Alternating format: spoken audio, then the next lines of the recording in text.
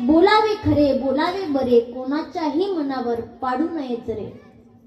माणसाचं बोलणं कसं असावं? बोलावे खरे, खरं बोलावं. बोलावे बरे, बरे म्हणजे कसं? बरं झालं, चांगलं झालं असं म्हणतो ना आपण. बोलावे बरे, कुणाच्या अंतःकरणाला लागणार नाही असं बोलावं. कोणाच्याही मनावर पाडू नयेच रे.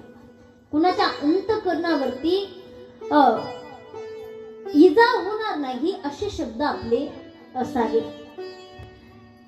कोणाचेही वर्म व्यंग आणि बिंग, जात पात धर्म काढूच नाही. बसल्या बसल्या माणसांना सवय असते महाराज. एखादा जर बुट्टा असेल ना, फारच बुट्टा असतो. एखादा जर महाराज दिसायला तिरळा असेल, तिरळा आहे तो. एखादा बोबडा असेल, अरे बोबड बोलतो तो. आपण सहज बोलता बोलता काढतो की नाही? हे जे आहे ना महाराज, एखाद्याचं व्यंग, प्रत्येकामध्ये कोणत्या ना कोणत्या गोष्टीची कमी असते. कुणाला दिसत नाही, कुणाला ऐकायला येत नाही, कुणाला बोलता येत नाही, कुणाचं वाकडं चालणं असतं, कुणाचं बसणं असतं.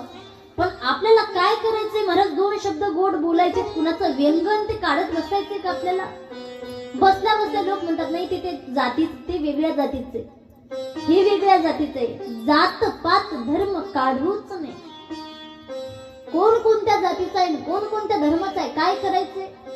माणूस म्हणून जन्माला आलोत ना. मला सांगा, अंगातून रक्त काढलं तर लालच निघतं की दुसऱ्यांचं पिवळं निघतं?